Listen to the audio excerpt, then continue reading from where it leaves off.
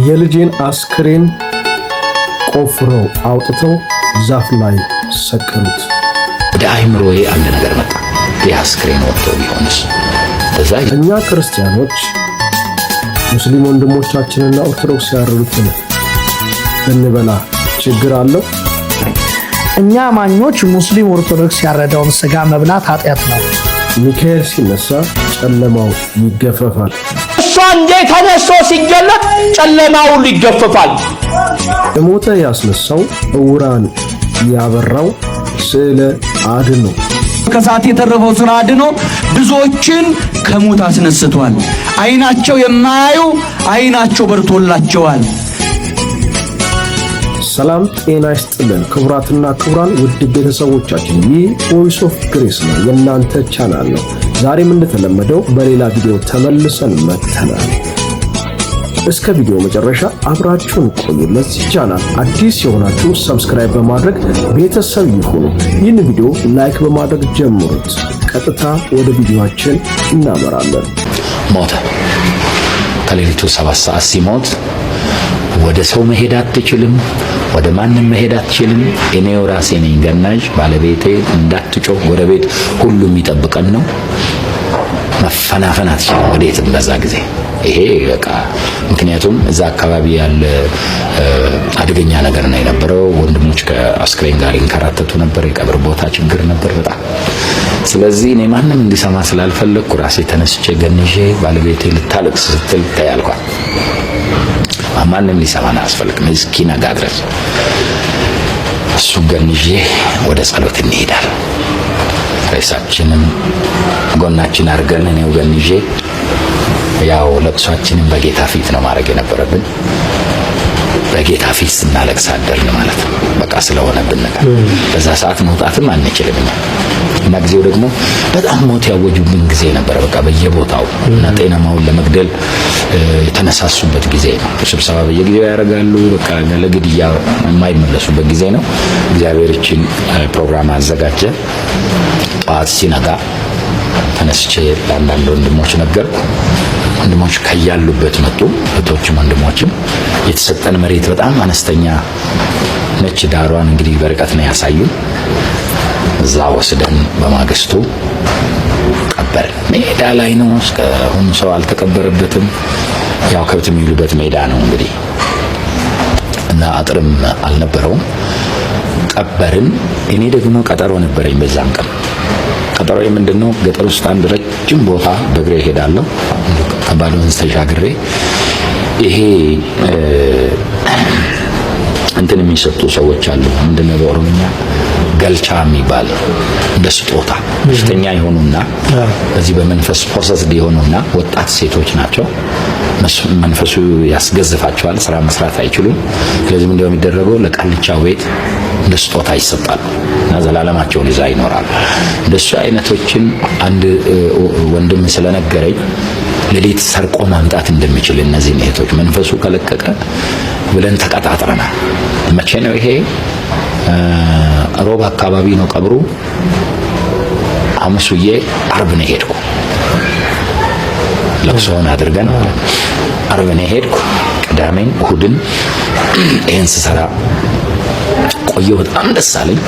ብዙዎች ከአጋንንት ተፈቱ። ሌሊት በአንድ ገበሬ ቤት ሁለቱም ቀን ስራዬን ሰርቼ እሁድ ሲመለስ በእግሬ ነው ረጅም መንገድ የምመጣው። አንድ ትልቅ ወንዝ አለ ከታር የሚባል እዛ ላይ ቁጭ ብዬ ስለደከመኝ ወደ አይምሮዬ አንድ ነገር መጣ። የአስክሬን ወጥቶ ቢሆንስ? በዛ አባቶች ለወንጌል በዚህ ልክ ዋጋ ከፍለዋል። ልጆቻቸው አርፈው ለመቅበር ለሰው ለመናገር በተቸገሩበት ሁኔታ ውስጥ አልፎ ነው ወንጌል እዚህ እኛ ጋር የደረሰው። ይህ ወንጌል ታዲያ ተራ ወንጌል አይደለም። ዋጋ የተከፈለበት ክርስቶስ ኢየሱስ በመስቀል የተሰዋበት አባቶቻችን የህይወት መስዋዕትነት የከፈሉበት ሰው ልጁ ሞቶበት ሐዘን በስነ ስርዓት መቀመጥ ያልቻለበት በዚህ ሁሉ ውስጥ ነው ወንጌል ተላልፎ እኛ ጋር የደረሰው። በዚህ ወንጌል መቀለድ አያስፈልግም። ለዚህ ወንጌል በዚህ ልክ ዋጋ ከተከፈለ እኛም ከነሱ የተቀበልነው ወንጌል በእውነትና በታማኝነት ዋጋ ከፍለን ለቀጣይ ለመጪው ትውልድ ማስተላለፍ ይኖርብናል። ቀጣይ ቪዲዮ ተመልክተን እንመለሳለን። እኛ አማኞች ሙስሊም ኦርቶዶክስ ያረደውን ስጋ መብላት ኃጢአት ነው ወይ? ኦኬ፣ ለምሳሌ አንድ የሙስሊም ስጋ ሊሆን ይችላል ወይም የኦርቶዶክስም ሊሆን ይችላል። መጀመሪያ ያንን ምግብ የሙስሊም ያደረገው ያንን ምግብ የኦርቶዶክስ ያደረገው ምክንያቱ ምንድነው? ሪዝኑ ምንድነው ነው እንጂ ለምሳሌ ያ በግ ከመታረዱ በፊት ስሙ አብርሃም አይደለም ወይም ኢብራሂም አይደለም። በጉ ከመታረዱ በፊት የሙስሊም አይደለም ወይም ደግሞ የኦርቶዶክስ አይደለም። ከመታረዱ በፊት የሙስሊምና የኦርቶዶክስ ያደረገው ምንድነው ስትሉ ሙስሊሙም ሲያርደው ኦርቶዶክሱም ሲያርደው የሚናገሩት ንግግር ነው። ኦርቶዶክሱ በስመ አብ ብሎ ያርደዋል፣ ሙስሊሙ ደግሞ ቢስሚላሂ ምናም ብሎ ያርደዋል። እነሱ ያርዱታል። የዛኔ የሙስሊም ሆነ የዛኔ የኦርቶዶክስ ሆነ ይባላል ማለት ነው። ከዛ እኔ ጋር ሲቀርብስ እኔ ደግሞ በኢየሱስ ስም ብዬ ጴንጤ ያደርገዋለሁ። ኢየሱስ ጌታ በኢየሱስ ስም ስለ ጴንጤ ሆነ።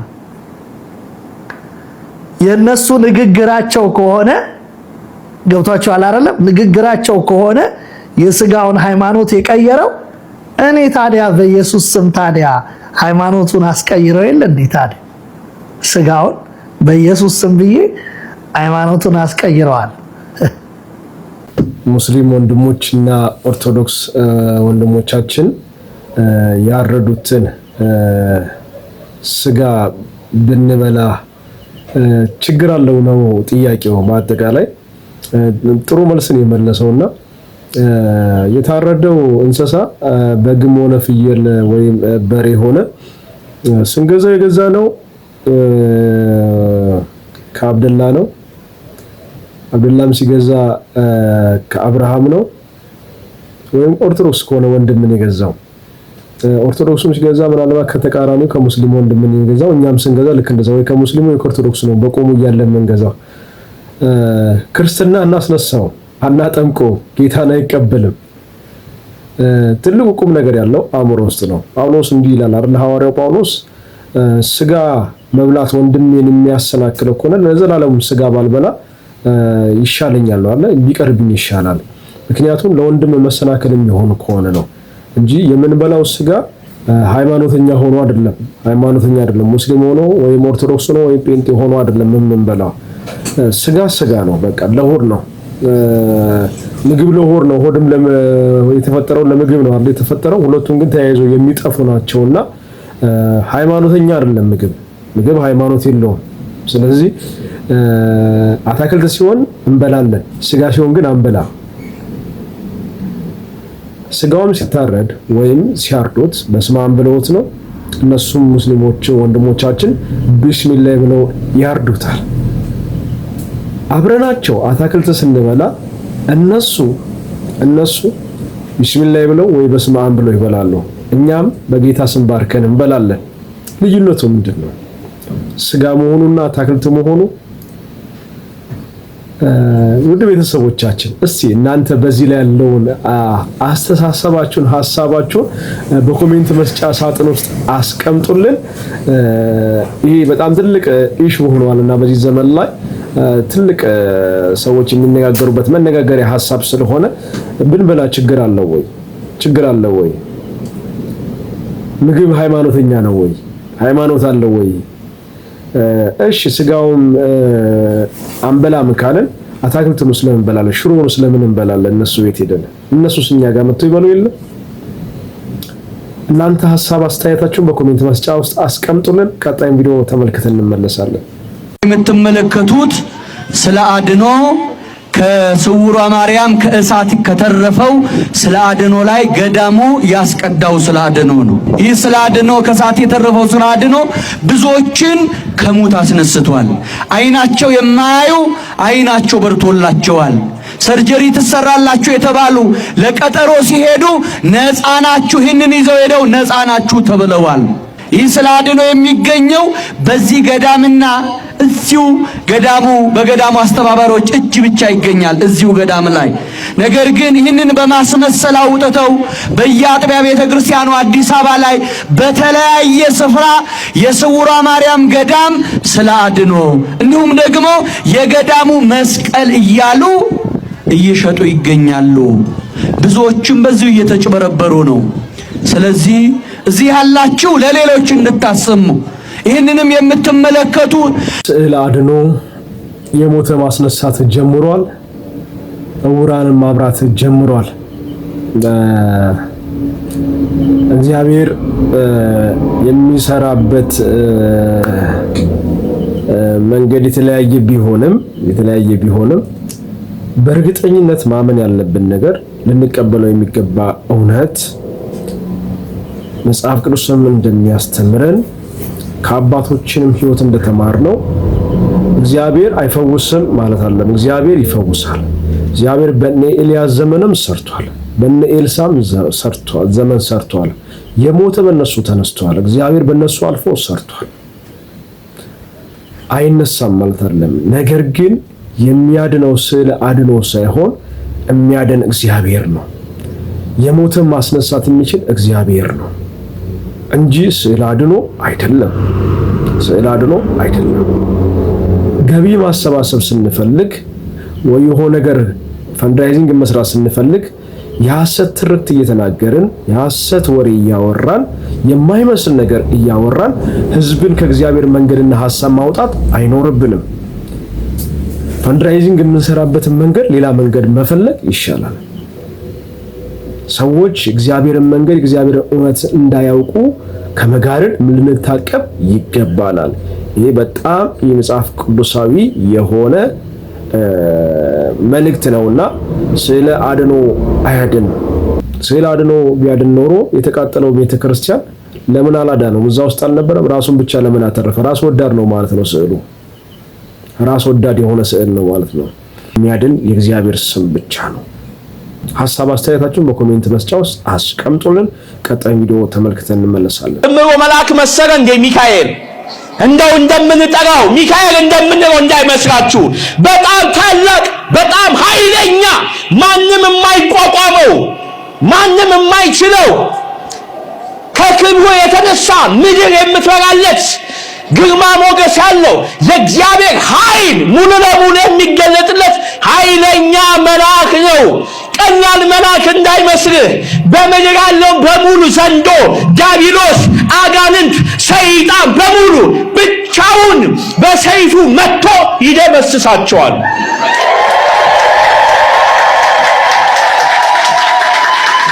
ሚደነግጥ መልአክ እንዳይመስልህ፣ ሚሸበር መልአክ እንዳይመስልህ፣ ዋይ ብሎ ወደኋላ የሚሸሽ መልአክ እንዳይመስልህ። እሱ አንዴ ከተነሳና ወደ ምድር ከወረደ የዮሐንስ ራእይ ምዕራፍ 18 ቁጥር 1 ከክብሩ የተነሳ ምድር ሁሉ የምትበራለት በጣም ታላቅ የሆነ መልአክ ነው።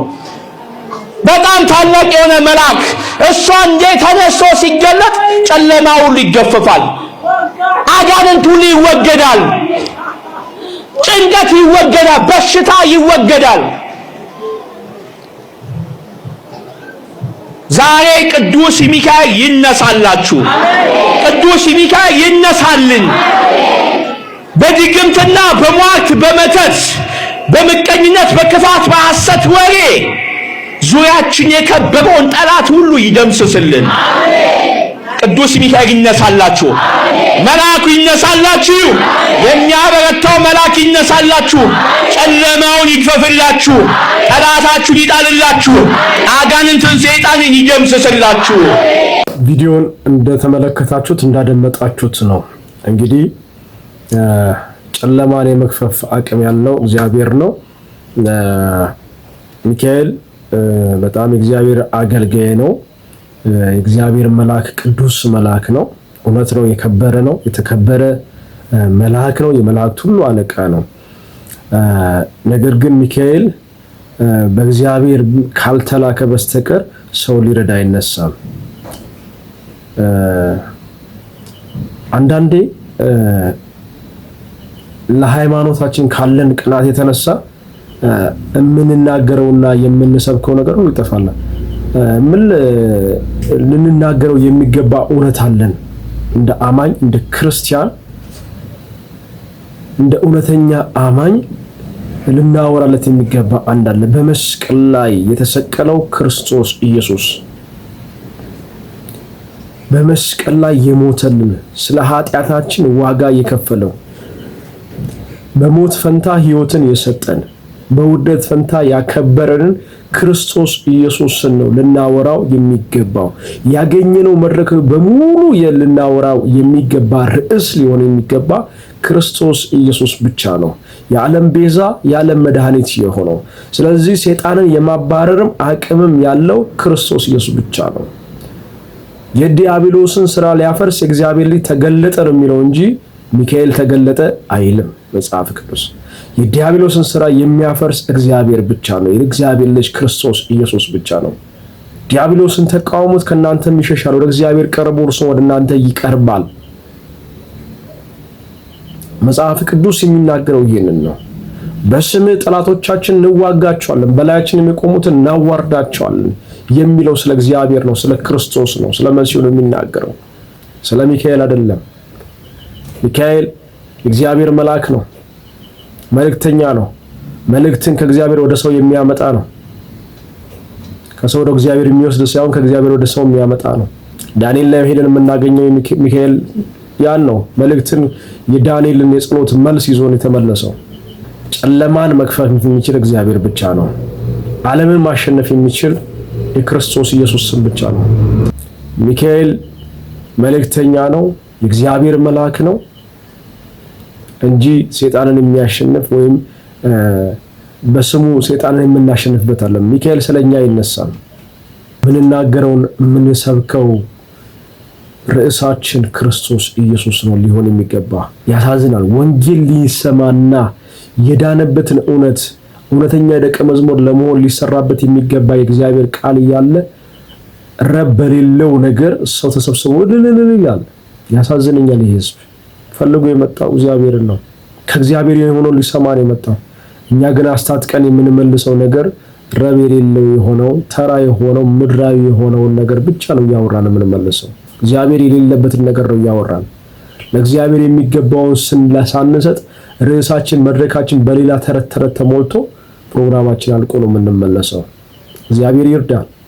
ውድ ቤተሰቦቻችን እስከዚህ ቪዲዮ መጨረሻ አብራችሁን ስለነበራችሁ ከልብ እናመሰግናለን። በቀጣይ በሌላ ቪዲዮ ተመልሰን እስክንገናኝ ድረስ መልካም ቆይታ ይሁንላችሁ። እስካሁን ሰብስክራይብ ያላደረጋችሁ ሰብስክራይብ በማድረግ ቤተሰብ ሁኑ። መልካም ቆይታ ይሁንላችሁ። ቸር ይግጠማችሁ። እወዳችኋለሁ።